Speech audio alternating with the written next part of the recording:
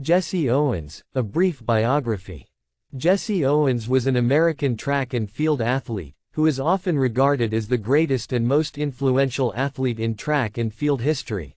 Owens specialized in sprints and long jumps. He achieved international fame at the 1936 Berlin Olympics, where he made history by winning 4 gold medals. Jesse Owens was born on 12 September 1913 in Oakville, Alabama, to Henry Cleveland Owens and Mary Emma Fitzgerald. He was given the name James Cleveland Owens and was generally called J.C. Owens. His grandfather had been a slave and his father was a sharecropper. In 1922, when Owens was 9 years old, his family moved to Cleveland, Ohio, in search of better opportunities, thereby becoming a part of the Great Migration, also known as the Black Migration, or the Great Northward Migration. The Great Migration was a movement in which an estimated 6 million African Americans left the segregated South for the urban and industrial Northeast, Midwest, and West.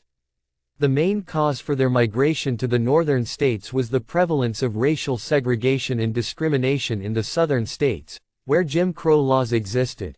African Americans lived in poor economic conditions throughout the South. Upon arriving in Cleveland, Owens enrolled at the local school. When his teacher asked him his name to enter in her roll book, he said J.C., but the teacher misheard his name and wrote it down as Jesse, a name that would stick with him for the rest of his life. Just like many boys his age, Jesse Owens worked multiple menial jobs in his spare time. He worked in a shoe repair shop, while his father and brother worked at a steel mill. He even loaded freight cars and delivered groceries. It was during these years that Owens discovered his passion for running. He was encouraged to follow his passion by his Fairmount Junior High School track coach Charles Riley. Riley guided and supported Owens in his early athletic pursuits. Riley even made an exception for Owens, allowing him to practice before school, as he knew that Owens worked in the shoe repair shop after school. Owens would attribute his success in track and field to Riley's encouragement and support. Jesse Owens's athletic career began in 1928 when he was 15 years old.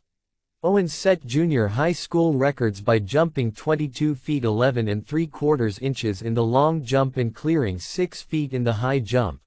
Owens then went on to win all the major track events, including the Ohio State Championship for 3 consecutive years. During this period, Jesse Owens met Minnie Ruth Solomon at Fairmount Junior High School, when he was 15 and she was 13. Soon they began dating. After leaving Fairmount Junior High School, Jesse Owens enrolled at the East Technical High School in Cleveland. This was where Owens first came to national attention after he equaled the world record of 9.4 seconds in the 100 yards sprint and set a new high school world record of 20.7 seconds in the 220 yards sprint, at the interscholastic meet in Chicago. Owens also set another record by jumping 24 feet 9.5 inches at the 1933 National High School Championship. Owens's astonishing high school track career attracted a lot of national attention and publicity, resulting in him being recruited by several colleges. While Owens focused on his athletics career, he and Ruth welcomed their first daughter, Gloria, in 1932. On the 5th of July 1935, Owens, aged 22, and Ruth, aged 20, married. After his father found steady employment, Jesse Owens chose to go to the Ohio State University, even though the university did not offer him a track scholarship. At the university, Owens acquired the nickname Buckeye Bullet. He began training under track and field coach and military veteran Larry Snyder. With Larry's coaching and guidance, Owens won a record 8 individual NCAA championships, 4 in 1935 and 4 in 1936. But in spite of Owens' accomplishments in athletics, he had to live outside of the campus along with other African American athletes. And when he traveled with the university team, he was forced to eat at blacks-only restaurants or order carryouts and stay at blacks-only hotels.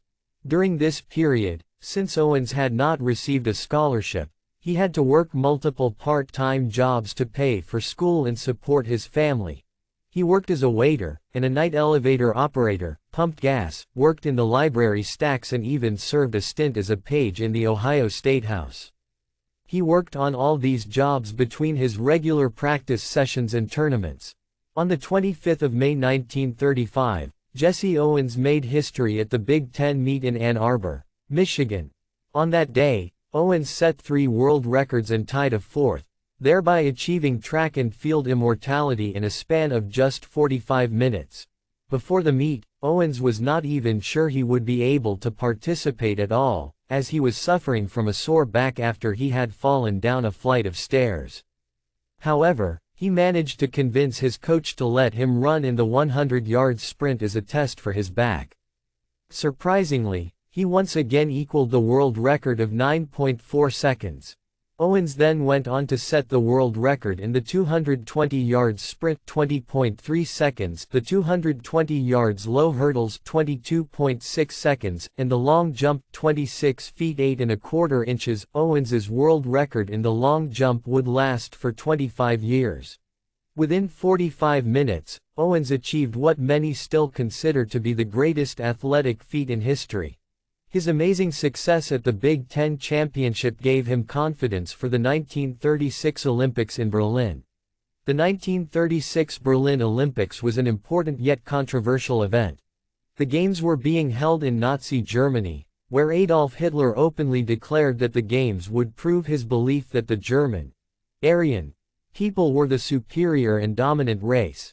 In late 1935, the Secretary of the National Association for the Advancement of Colored People, NAACP, Walter Francis White, wrote a letter to Owens trying to dissuade him from taking part in the 1936 Olympics, saying that Owens should not promote a racist regime after what his race had suffered at the hands of white racists in his own country, America.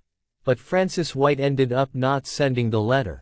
A movement began in favor of boycotting the Olympics just a few months before it was supposed to begin. Owens was eventually convinced by the NAACP to declare that if there were minorities in Germany who were being discriminated against, the U.S. must withdraw from the Games. But the American Olympic Committee paid no heed to this plea. The committee's president, Avery Brundage, even branded them as un-American agitators. Eventually, Jesse Owens and other African American athletes agreed to take part in the Olympics. Upon arriving in Germany, Jesse Owens was immediately popular. Throngs of fans, many of them young girls, yelled, "Where is Jesse? Where is Jesse?" Just before the Games began, the founder of Adidas, Adi Dassler, paid a visit to Owens in the Olympic Village and convinced him to wear Gebruder Dassler shoe fabric shoes. This was the first sponsorship for a male African American athlete. The Games began on the 1st of August. Little did Owens know that he was going to become a legend, cementing his legacy as one of the greatest athletes in Olympic history. On the 3rd of August, Owens won the 100 meters sprint in 10.3 seconds. On the 4th of August, he won the long jump with a leap of 8.06 meters 26 feet 5 inches. On the 5th of August, he won the 200 meters sprint in 20.7 seconds. And on the 9th of August, he won his 4th gold medal in the 4x100 meters relay, while Team USA set the world record of 39.80 seconds in the event. Jesse Owens had made history. He became the first American track and field athlete to win 4 gold medals in a single Olympic. He also proved Hitler's master race theory wrong by dominating every event he took part in. Owens had suddenly become an icon. An inspiration to millions of young people across the world. He became the most famous track and field athlete of the time. Hitler was accused of not acknowledging and snubbing Owens after his victories. But Owens later claimed that even though Hitler did not shake hands with him, on one occasion, after his 100-meter sprint victory, he passed by Hitler on his way to a broadcast and Hitler waved at him and he waved back. With his performances, Jesse Owens became the hero and highlight of the 1936 Olympics. Upon his return to the U.S., Jesse Owens was greeted by the mayor of New York City, Fiorello LaGuardia. A parade was held in his honor in Manhattan, along Broadway's Canyon of Heroes. During this parade, a stranger handed Owens a paper bag, which he later found out contained $10,000 in cash. He never got to know who was the person who handed him the cash. However, things were still the same for African Americans in the U.S., even if one were as famous and successful as Owens. After the parade in Manhattan, Owens was not allowed to enter through the main doors of the Waldorf Astoria, New York, a luxury hotel. Instead, he was forced to travel up to the reception honoring him in a freight elevator. Even in Nazi Germany, African American athletes had been allowed to stay and travel with whites. But in their own country, they continued to be discriminated against. President Franklin D. Roosevelt never invited Owens to the White House after his Olympic victories.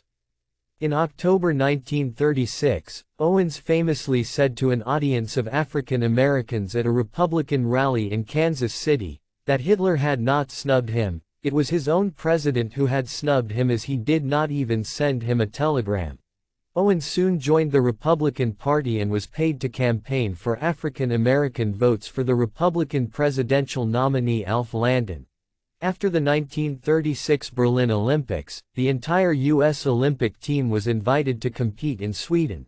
Before that, Jesse Owens thought of capitalizing on his Olympic success by taking up some lucrative endorsement offers. But this was unacceptable to the United States athletic officials, who were furious with Owens. They immediately withdrew his amateur status, bringing his athletic career to an abrupt end. Owens was left hurt and angry by this decision. He argued that due to the racial discrimination he had faced throughout his athletic career, such as not being eligible for scholarships in college, making it impossible for him to take classes between training and working to pay his way, he was left with no choice but to give up on amateur athletics in order to pursue financial gain elsewhere. Owens had become famous across the world, but he still found it difficult to find work. He took up whatever menial jobs he could find, working as a playground janitor, gas station attendant, and manager of a dry cleaning firm. He even raced against amateurs and horses for money. Since Owens was not allowed to make appearances at amateur sporting events to boost his profile, commercial offers stopped coming his way. In 1937, Jesse Owens began touring with a 12-piece jazz band under contract with Consolidated Artists. But his stint in the band was brief, as he was not satisfied with what he was doing. Owens also made quite a few appearances at baseball games and other sporting events. In 1939, he was forced to file for personal bankruptcy. In 1942, Owens's friend and former competitor from the University of Michigan, Willis Ward, found employment for him at Ford Motor Company as an assistant personnel director. Owens later went on to become a director and worked in that capacity until 1946. In 1946, Jesse Owens joined Abe Saperstein, founder, owner, and earliest coach of the Harlem Globetrotters, to form the West Coast Negro Baseball Association. The West Coast Negro Baseball Association became one of several Negro baseball leagues created at a time when organized baseball was segregated. Owens became the vice president and owner of the Portland, Oregon, Rosebuds franchise. He even toured with the teams, sometimes entertaining the audience between doubleheader games by racing against horses. Unfortunately, barely 3 months after it was formed, the West Coast Negro Baseball Association disbanded. Despite being a famous athlete, Jesse Owens continued to struggle to make a decent living. He still tried to make a living by racing local amateurs and racehorses. He would often allow the local amateurs a 10 or 20-yard head start and then go on to beat them in the 100-yard sprint. He also challenged and defeated racehorses with a trick he revealed later on. The trick was to race a high-strung thoroughbred that would be frightened by the starting gun, giving it a bad jump. Many people criticized Owens for organizing and participating in such races purely meant for entertainment, saying that it was degrading for an Olympic champion to run against a horse. But Owens defended himself by saying that he had no choice. He had 4 gold medals, but he could not eat them. At the time, there were no endorsements, advertising, or television opportunities for African American athletes. In 1949, Jesse Owens and his family moved to Chicago, where Owens opened up a public relations agency. He held executive positions with the Illinois Youth Commission, the South Side Boys Club, and the Mutual of Omaha Insurance Corporation. In 1953, Governor William G. Stratton appointed Owens as the secretary of the Illinois Youth Commission. The commission oversaw educational and recreational programs for the youth of the state. Owens would remain a part of the commission until 1960. In 1955, Jesse Owens was enlisted as a Goodwill Ambassador by Republican President Dwight D. Eisenhower. He was sent to the Philippines, Malaya, and India to promote physical exercise as well as to advocate the cause of American freedom and economic opportunity in the developing world. Owens would continue with his goodwill tours through the 1960s and 1970s. In 1965, Jesse Owens was hired as a running instructor for spring training for the New York Mets, while he continued to work various menial jobs on the side. To make matters worse, Owens was successfully prosecuted for tax evasion in 1966, as the IRS revealed that he had failed to file tax returns between 1954 and 1962. During the 60s and 70s, Owens traveled widely, speaking at civic meetings, sports banquets, youth groups, church and professional organizations, Black history programs, PTAs, in high schools and colleges. Owens also acted as a public relations representative and consultant to several corporations, such as the Ford Motor Company, Atlantic Richfield, and the United States Olympic Committee. He also continued to endorse products for Sears and Roebuck, Quaker Oats, and Johnson & Johnson. During the medal ceremony of the 200 meters running event of the 1968 Summer Olympics in Mexico City, two African American athletes, Tommy Smith, who had won gold, and John Carlos, who had won bronze, each turned to face the American flag and raised a black-gloved fist during the U.S. national anthem. In addition to this gesture, Smith, Carlos, and Australian silver medalist Peter Norman, all wore human rights badges on their jackets. At the time, the act was regarded as the most overtly political statement in modern Olympics history. The salute was the traditional Black Power salute, to protest against the discrimination faced by African Americans and blacks in general, and it became front-page news around the world. Jesse Owens' reaction to the controversial gesture was not kind or supportive. He criticized it, stating that the Black Fist and the Black Power salute were meaningless symbols. Because if the fist was opened, there would be nothing but weak and empty fingers. He further went on to say that the only time the Black Fist would have any significance was when it would have any money inside it, as that was where the power lay. However, Owens would later change his view of the gesture. In his 1972 book, I Have Changed, he revised his opinion, saying that he had realized that militancy in the best sense of the word was the only answer where the black man was concerned, that any black man who was not a militant in 1970 was either blind or a coward. In his final years, Jesse Owens continued with his travels, speaking against poverty, racism, and tyranny, and for human rights and freedom. He devoted his time to helping others, especially people in black communities, underprivileged youth, and young athletes across the world. In 1972, Owens was invited to the Munich Olympics as a special guest of the West German government. On his visit there, he met West German Chancellor Willy Brandt and former boxer Max Schmeling. In the late 1970s, Owens tried his best to convince President Jimmy Carter to withdraw his demand that the U.S. boycott the 1980 Moscow Olympics in protest of the Soviet invasion of Afghanistan. Owens argued that the Olympic ideal was supposed to be observed as a timeout from war and that it was above politics. In the early days of December 1979, Jesse Owens was hospitalized on and off with an aggressive, drug-resistant type of lung cancer. This was probably a result of him being a chain smoker for almost 35 years. On the 31st of March 1980, Owens, aged 66, died in Tucson, Arizona, with his family at his bedside. Owens was interred at Oak Woods Cemetery in Chicago. The grave, Set against the backdrop of the lake in the cemetery, is inscribed Jesse Owens 1936 Olympic champion. Words of sympathy and admiration came in from all over the world.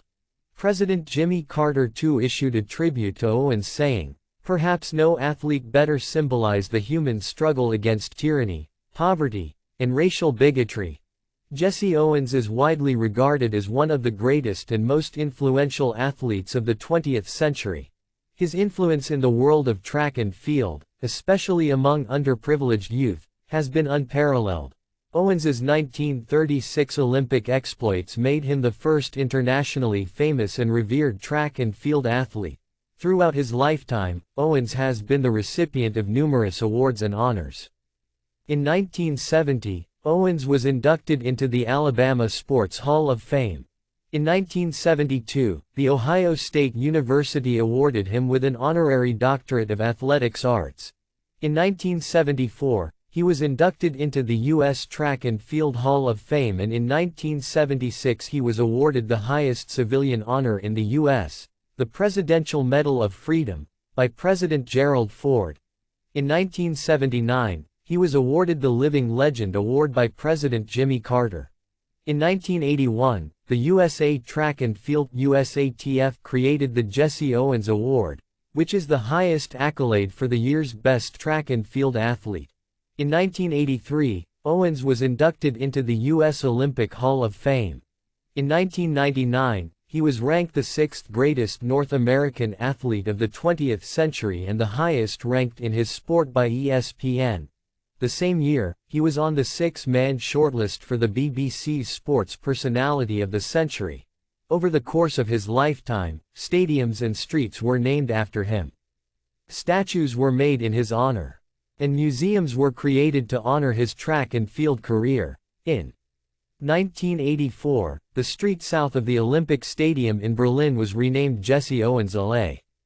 And the dormitory that Owens occupied during the Berlin Olympics has been fully restored into a living museum, with pictures of his accomplishments at the Games.